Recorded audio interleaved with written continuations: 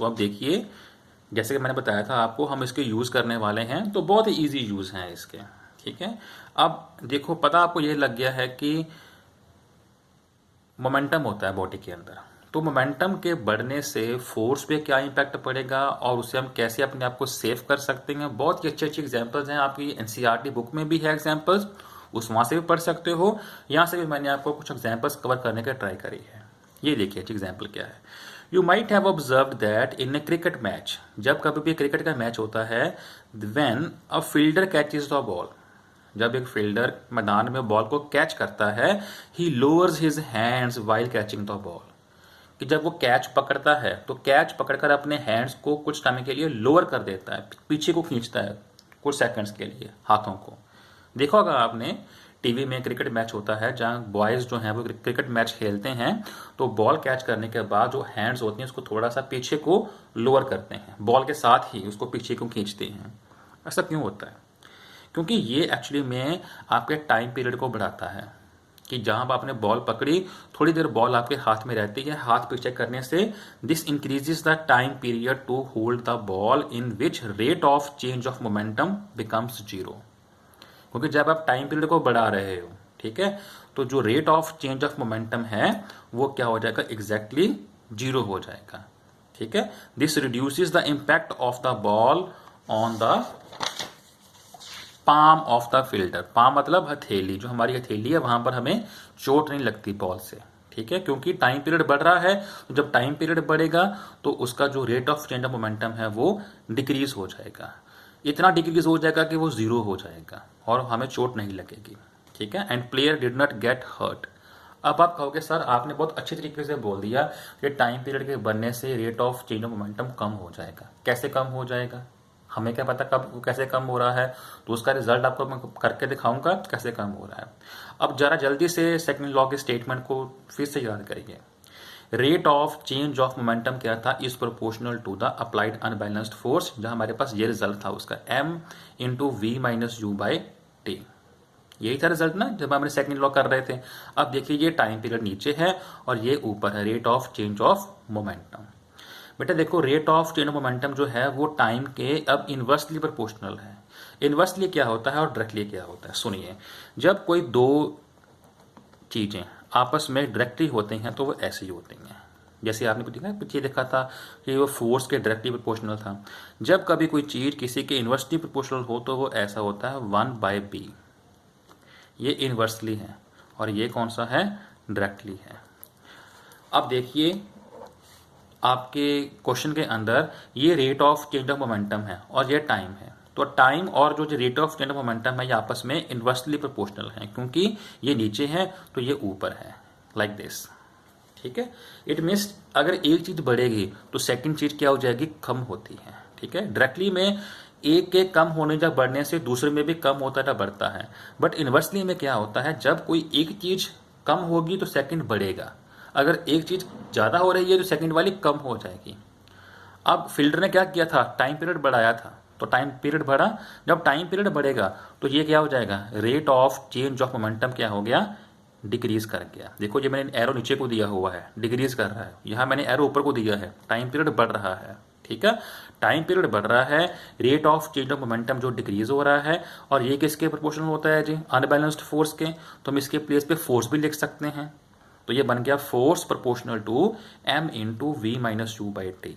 Method वही करना है, टाइम पीरियड बढ़ा तो फोर्स भी कम हो जाएगी। अब जब फोर्स कम हो जाएगी तो हमारी थैली को चोट नहीं लगेगी, तो हमारी थैली सेफ हो जाएगी, प्लेयर सेफ है। ठीक है, अब देखो कैसे वो उस फील्डर ने सेकंड लॉ ऑफ मोशन को अपने डेली लाइफ में यूज किया, हैंड्स को लोअर करके। ठीक है, अब देखो अगर वो हैंड्स लोअर ना करता तो फिर क्या होता। So from these results we observe that when time increases then rate of change of momentum decreases and hence force also, क्योंकि rate of change of momentum जो है वो force के साथ ही मैच करता है।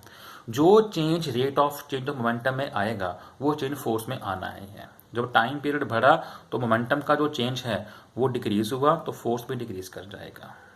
क्लियर हुआ, and hence force also and player's palm is safe.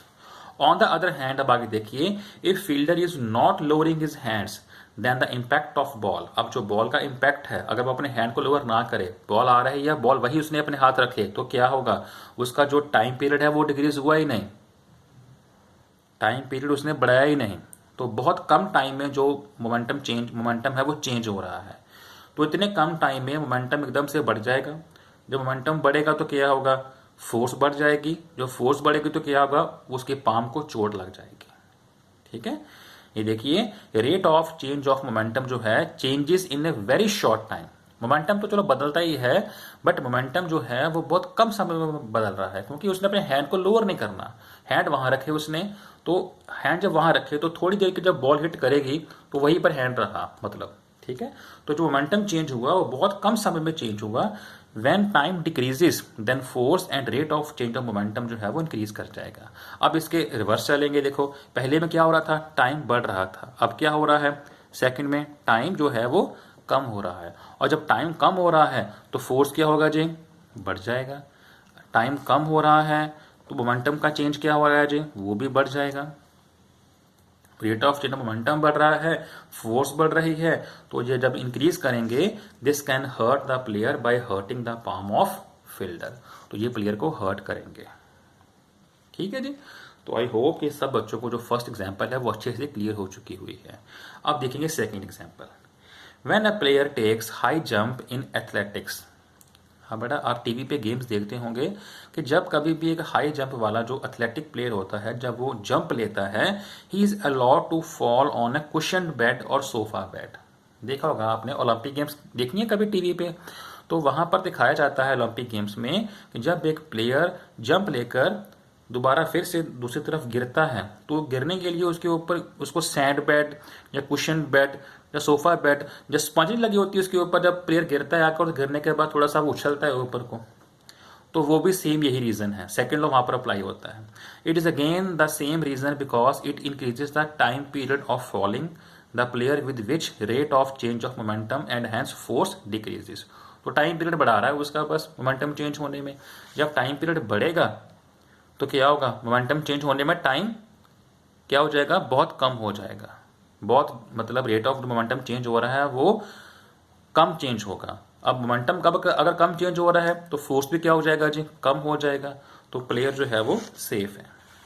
ठीक है, ये देखिए, and in this way player did not get hurt. तो प्लेयर को हर्ट नहीं होता। अगर वो सपोज करो कुशन बेड ना हो, नीचे सीधे नीचे फ्लोर हो, पत्थर का फ्लोर हो, तो फिर क्या होगा, टाइम पीरियड क्या होगा कि बहुत कम टाइम पीरियड में मोमेंटम चेंज होगा।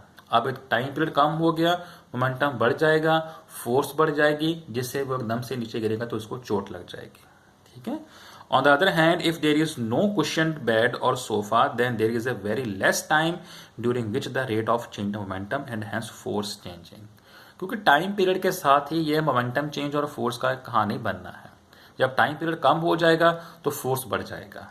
ठीक है, because when time decreases the force और मोमेंटम चेंज जो है वो इंक्रीज कर जाएगा। This may hurt the player. तो ये जो प्लेयर को है हर्ट कर सकता है। ठीक है बच्चे, तो इसके साथ ही जो आपका सेकंड लॉ ऑफ मोशन है वो फुल कंप्लीट है, फुल फ्लेज कंप्लीट हो चुका है। दो लॉस कर लिए हमने, first law of motion and second law of motion. ठीक है बच्चे, चलो ओके बेटा।